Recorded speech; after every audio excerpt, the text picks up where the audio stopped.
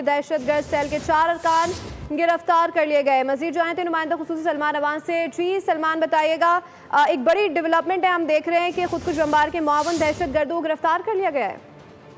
जी बिल्कुल ऐसे ही है। इस्लामाबाद में होने वाले खुदकुश हमले के हवाले से यकीनी तौर पर सबको तशवीश थी और सिक्योरिटी इदारों ने जिस तरह से इंटेलिजेंस इदारों के साथ मिलकर ये कार्रवाई की है, यकीनी तौर पर ये हम सबके लिए इत्मीनान का बाइस है कि बड़ी तेजी से इस मामले के अंदर पेशरफ्त हुई है और ये मामला हमें लटका हुआ दिखाई नहीं दिया। इंटेलिजेंस ब्यूरो के साथ सीटीडी ने मिलकर ये कार्रवाई की है, जिसमें खुदकुश हमलावर और इसके जो मुआविन साथी हैं उनको गिरफ्तार कर लिया गया है। मुआविन साथियों को और पता चलाया गया है कि किस तरह से उन्होंने इस खुदकुश हमलावर की मुआवनत की, दहशतगर्दी की कार्रवाई की। दरहकीकत ये पूरा दहशतगर्दी का या दहशतगर्दों का एक सेल था जिसको बस्ट किया गया है और इन दहशतगर्दों को अब कानून का यकीनी तौर पर सामना करना पड़ेगा। जो इत्तलात सामने आई हैं, जो तफसीलात सामने आई हैं, अगर उसकी बात करूं तो उसके मुताबिक टीटीपी या फितल खारिज के कमांडर सईदुर रहमान और दादुल्ला ने टेलीग्राम ऐप इस्तेमाल की और इस ऐप के जरिए इस्लामाबाद में खुदकुश हमला करने से मुतल्लिक हिदायत जारी की, जिसके बारे में हम पहले भी बात कर रहे थे कि इनको अफगानिस्तान से, काबुल से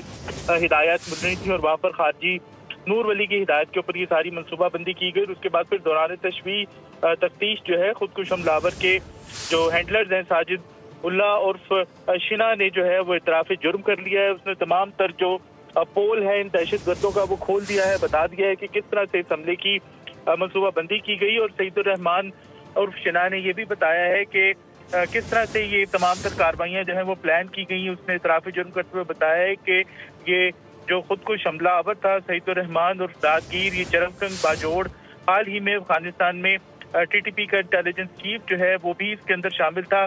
कानून नाफिज करने वाले इदारों को ज्यादा से ज्यादा जानी नुकसान पहुंचाने के लिए हमला किया गया, क्योंकि G11 कचहरी जो है डेफिनेटली एक हसास इलाका है। वहाँ पर सिक्योरिटी फोर्सेज, कानून नाफिज करने वाले इदारे आमतौर पर मुतय्यन होते हैं गेट के ऊपर और इस इमारत के आसपास। तो मकसद यही था कि पाकिस्तान के कानून नाफिज करने वाले इदारों को जो कि दहशतगर्दी के खिलाफ जंग में, दहशतगर्दी के खिलाफ कार्रवाइयों को लीड करते हैं, उनको ज्यादा से ज्यादा नुकसान पहुंचाया जा सके।